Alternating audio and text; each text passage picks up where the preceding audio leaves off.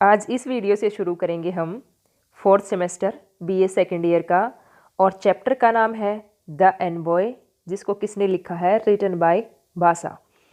हिंदी में इसको भास भी कह देते हैं और इंग्लिश में भाषा। तो सबसे पहले जानते हैं एनवॉय का मीनिंग क्या होता है, अर्थ क्या होता है। एनवॉय का अगर इंग्लिश में ही हम इसका मीनिंग ढूंढें तो मैसेंजर होता है, जिसको हिंदी में संदेशवाहक भी कह देते हैं, दूत भी कह देते हैं, और एक तीसरा वर्ड और है प्रतिनिधि। और भी आसान भाषा में समझे तो जैसे कोई दो पार्टी हैं या दो दल हैं और उनको आपस में बातचीत करनी पड़े, तो एक पार्टी पूरी दूसरी के पास ना जाके वो किसी एक व्यक्ति को अपनी तरफ से दूसरी के पास बात करने के लिए भेज देती है, और इसी को हम क्या कह देते हैं? प्रतिनिधि। आजकल पार्टीज के बीच में कुछ ये हो तो प्रतिनिधि, लेकिन पुराने ज़माने में राजाओं के बीच जब कोई ऐसी बात होती थी तो उसको क्या कह देते थे? दूत। राजदूत भी कह देते थे। दूत या राजदूत, राजा का दूत, राजा का संदेशवाहक। और यहाँ पर एनवॉय वर्ड का वही मतलब है, दूत, संदेशवाहक। थोड़ा सा ब्रीफ में जानते हैं कि इस चैप्टर में क्या है, किसके बारे में है। आपने महाभारत सभी ने देखी होगी, थोड़ी बहुत पढ़ी होगी, नहीं किसी ना किसी से नाम तो पक्का सुना होगा। ये तो पक्का पता है कि वो किन किन के बीच में हुई थी। कौरव और पांडव के बीच में हुई थी। ये लड़ाई होने से पहले कहाँ पे हुई थी? कुरुक्षेत्र में हुई थी। ये लड़ाई होने से पहले जो पांडव हैं वो ये चाहते थे कि ये लड़ाई ना हो, और सारा जो मामला है वो बिल्कुल शांति से सुलट जाए। इस काम के लिए वो क्या करते हैं?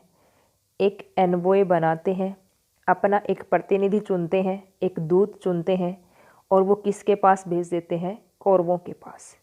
और वो एनवॉय कौन होता है? वो होता है लॉर्ड कृष्णा, भगवान कृष्ण। अब इस पूरे चैप्टर में पढ़ेंगे क्या वो बात मानी जाती है या नहीं। ये तो पता ही आपको नहीं मानी गई थी, लेकिन ये पढ़ेंगे कि क्या क्या घटनाएं ऐसी होती हैं जिससे वो बात नहीं मानी गई, लॉर्ड कृष्णा के साथ क्या हुआ क्या नहीं, वो सारे पढ़ेंगे इस चैप्टर में। ये आपकी टेक्स्ट नहीं है, लेकिन उसके पॉइंट्स बनाए हैं। अगर मैं टेक्स्ट पढ़ाती तो वीडियोस काफ़ी लंबी हो जाती, कम से कम 2 या 3 पार्ट्स में पूरा कवर होता ये। अगर वो भी पढ़नी है तो कमेंट करके बता देना, टेक्स्ट भी पढ़ा दी जाएगी, लेकिन मुझे ये लगा कि ये आसान रहेगा। पूरा जो चैप्टर है वो कवर भी हो जाएगा और आपको समझ में भी आ जाएगा। शुरू करते हैं पॉइंट फर्स्ट से। दुर्योधन समन्स ए असेंबली। दुर्योधन, समन का मतलब होता है बुलाना, असेंबली का मतलब होता है सभा। इस प्ले का मतलब बताया था, ये जो पूरा चैप्टर है वो ये एक नाटक है, जिसको इंग्लिश में क्या कहते हैं? प्ले। क्या कहते हैं? प्ले, इंग्लिश में प्ले। और ये 1 एक्ट प्ले है। जैसे जो प्ले के पार्ट होते हैं उनको क्या बोलते हैं? एक्ट। किसी में 2 भी हो सकते हैं, 3 भी, 4 भी, 5 भी, लेकिन इसमें कितने हैं? सिर्फ और सिर्फ 1, इसलिए इसको 1 एक्ट प्ले कहा गया है। दुर्योधन सम्मन्स मीन्स होता है बुलाना, असेंबली होती है सभा, ऑफ ऑल प्रिंसेस, जितने राजकुमार थे, परसेप्टर्स होते हैं गुरुजन, और जितने भी उनके गुरु थे उन सभी को बुलाता है। क्या करने के लिए? टू डिस्कस करने के लिए, चर्चा करने के लिए। किस बात पे? Who will be the commander in chief of their army. Duryodhan ने पूरी युद्ध की तैयारी कर रखी होती है। देखो, एक वर्ड होता है हिंदी में दुर। दुर का मतलब होता है बुरा, आप सभी को पता है। और सु का मतलब क्या होता है? अच्छा। इन दोनों वर्ड्स को हम आगे भी डिस्कस करेंगे। दुर्योधन के नाम में दुर आता है, मतलब इसका काम ही ये इसका नाम इसलिए ऐसा रखा इस महाभारत में, इसमें जो महाभारत है पूरी इसमें, क्योंकि देखो ये जितने भी काम करेगा, तुम देखते जाना, वो सारे कैसे करेगा? बुरे करेगा। इसके नाम से ये बिल्कुल स्पष्ट है। लेकिन लॉर्ड जो कृष्णा है, आप देखोगे भगवान श्री कृष्णा है, वो इनका नाम भी ये नहीं लेते। तुम टेक्स्ट पढ़ोगे वो इसको दुर्योधन नहीं बोलते, वो क्या कहते हैं? सुयोधन। क्या कहते हैं इसको? सुयोधन कहते हैं। लेकिन सुयोधन नाम रखने के बाद भी इसने एक भी काम ढंग का नहीं किया। अपनी असेंबली बुलाता है, सभा बुलाता है, सारे प्रिंसेस इकट्ठे कर लिए, गुरुजन इकट्ठे कर लिए, ये बात डिस्कस करना चाहता है कि कमांडर इन चीफ जो सेनापति है वो किसको बनाया जाए आर्मी का, ताकि जो पांडव हैं उनको युद्ध में हराया जा सके। पूरी रणनीति बना रहा है ये।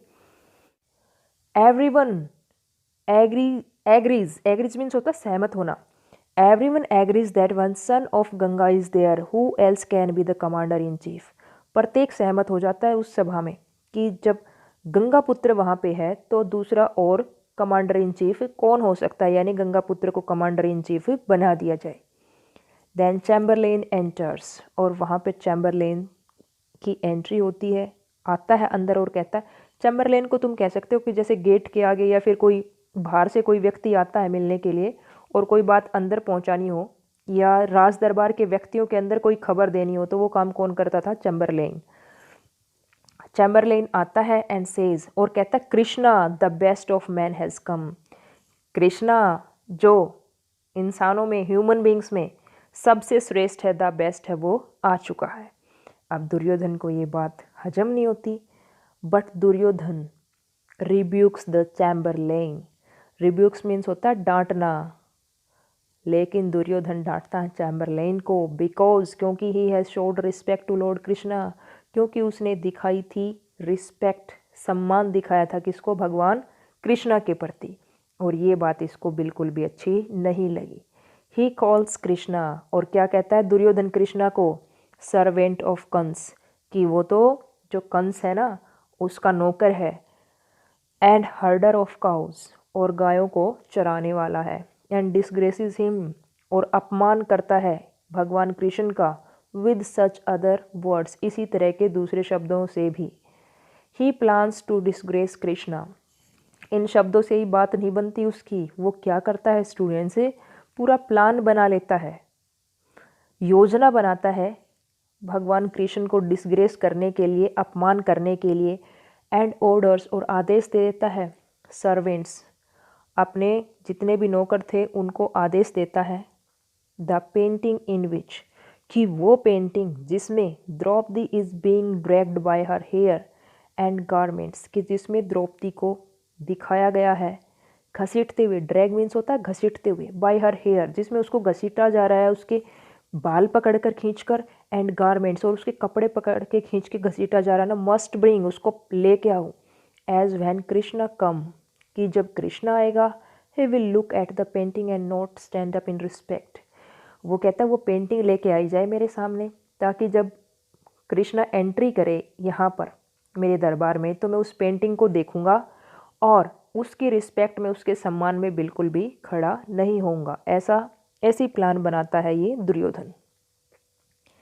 ही ऑर्डर्स, खुद की प्लान तो ये है ही है, ही ऑर्डर्स, और साथ में आदेश देता है, no prince will stand up from his place, कि कोई भी राजकुमार, कोई भी दरबारी अपनी जगह से खड़ा नहीं होगा, इफ़ दे डिड सो, और अगर उन्होंने ऐसा किया, they will be find 12 gold coins, अगर कोई भी प्रिंस, राजकुमार या कोई भी दरबारी खड़ा हुआ सम्मान करने के लिए लॉर्ड कृष्णा का, तो उनको 12 गोल्ड कॉइन फाइन में देने होंगे, जुर्माने में देने होंगे। बट वैन कृष्णा अराइव्स, लेकिन देखो बात सारी उल्टी हो जाती है। वैन कृष्णा अराइव्स, जब भगवान कृष्ण पहुंचते हैं, एवरीवन, प्रत्येक, सीम्स कन्फ्यूज्ड, प्रत्येक उनमें से कन्फ्यूज दिखता है, एक उलझन में दिखता है। इवन दुर्योधन, यहाँ पे फॉल्स लिखते बेटा, फॉल्स का मतलब होता है गिरना। Even Duryodhan falls from his seat, वो भी अपनी सीट से गिर जाते हैं। ही रियलाइजेज दैट, और उन्होंने महसूस किया कि भगवान कृष्ण आ चुके हैं, और क्या कहते हैं खुद को, I have made up my mind no to keep sitting, मैंने तो अपना दिमाग बना लिया था, मन बना लिया था कि मैं बैठा ही रहूँगा, बट हिज पावर, लेकिन उस भगवान की पावर, हैज़ मूव्ड मी, मुझे हिला दिया और नीचे गिरा दिया। और फिर वो क्या कहता है, he provides his seat to Krishna, और वो उठ जाता है और क्या कहता है कृष्ण को कि आप बैठिए। देखो उनमें इतनी पावर थी, सारी प्लान चौपट कर दी दुर्योधन की। Krishna says that the time has come, भगवान कृष्ण जिस मेन काम के लिए आए थे वो कहते हैं, इससे पहले सभी को कहते हैं, जितने भी दरबार में है वो सारे खड़े हो जाते हैं इनकी रिस्पेक्ट करने के लिए। वो सभी को, जो परसेप्टर्स थे, गुरुजी थे इनके, उनको सभी को नाम ले लेके, और जो बड़े थे सभी को कहते हैं कि आप सभी बैठ जाइए, और खुद भी बैठ गए।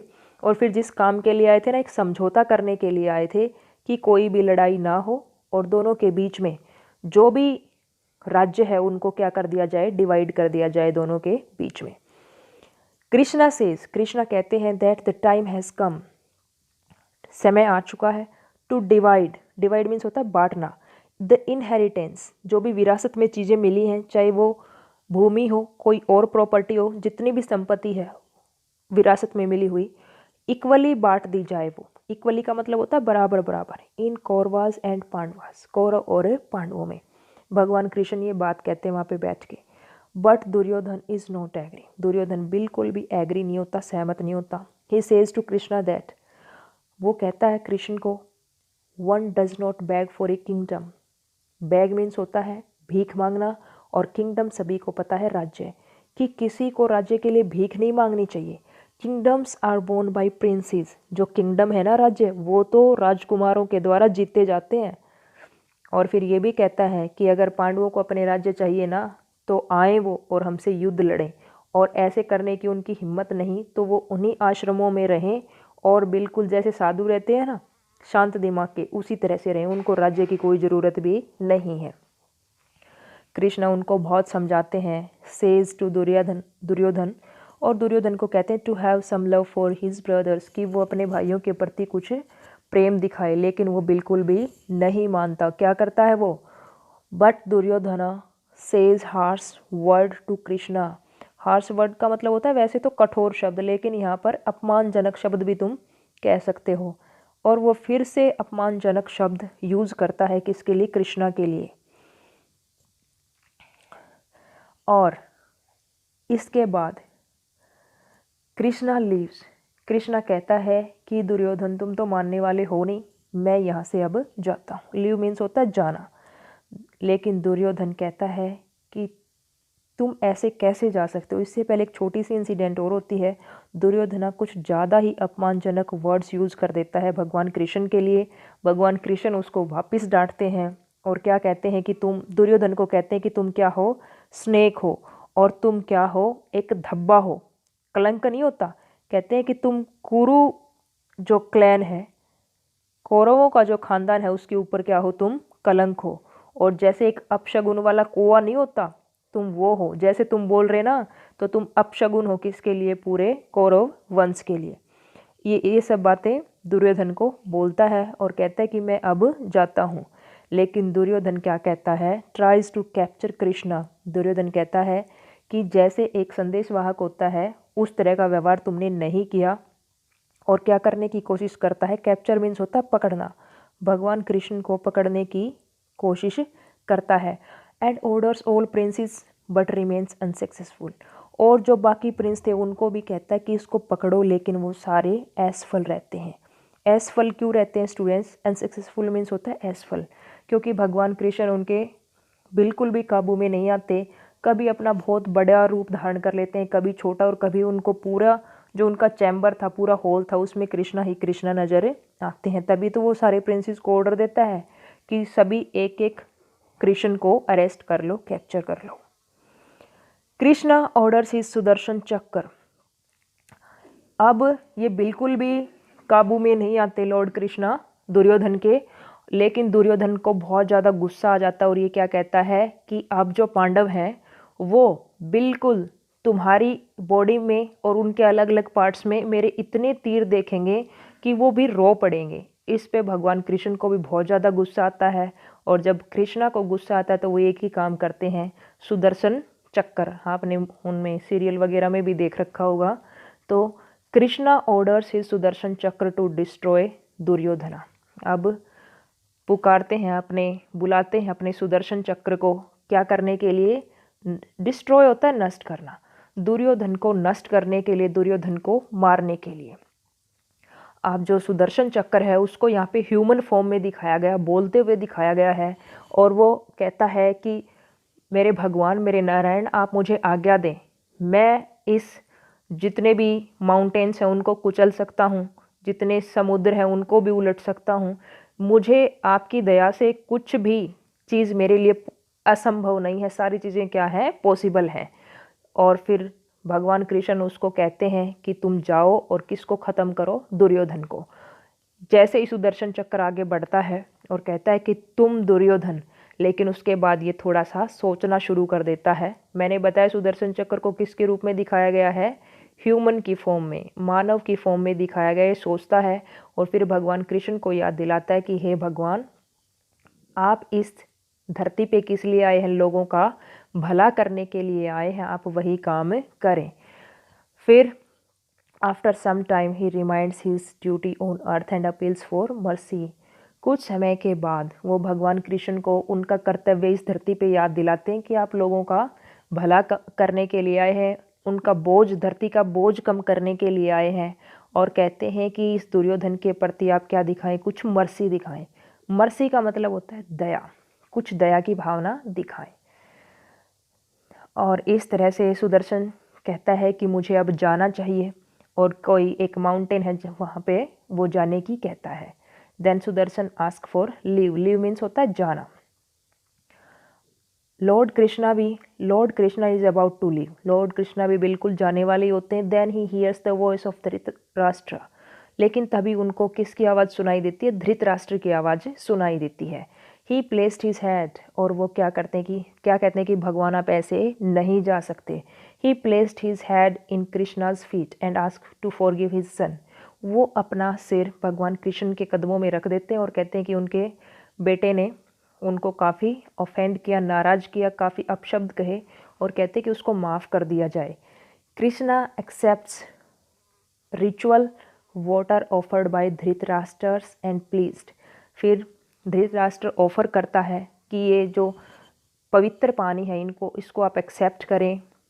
लॉर्ड कृष्णा उसको स्वीकार कर लेता है और खुश हो जाता है। उसके बाद जो लॉर्ड कृष्णा है वो धृतराष्ट्र को कहता है कि अब मैं जाता हूँ, अब हम मिलेंगे नेक्स्ट टाइम, यानी युद्ध के मैदान में।